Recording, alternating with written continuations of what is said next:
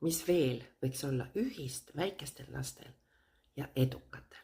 Ma ei pea silmas praegu siin neid, kes karjääriredelil näiteks ronivad teistest üle ja jätavad maha ühe nii-öeldes rea kustunud kolleegidest, vaid neid, kes tegelikult saavutavad eesmärke.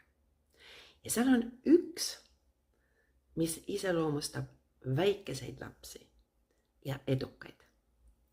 Ja see on see, et nad ei võrdle ennast teistega. Võrdlemine teistega on meile sisse harjutatud.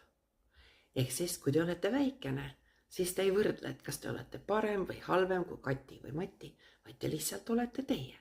Ja täpselt seda sama asja teevad edukad. Nad vaatavad küll, mida teised teevad. Nad aktsepteerivad neid sellisena nad on, aga nad ei võrdle.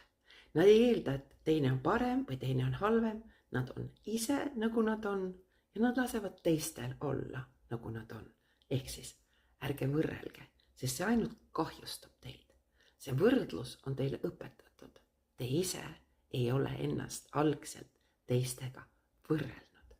Ja kui juba võrdlema hakkate, siis mõelge selle peale, et see, milleks keegi on tegelikult võimeline, sõltub ju ainult sellest, kui palju ta pühendub oma eesmärgile ja sellele aega ka paneb enda elust ja kui järjepidevalt ta midagi teeb.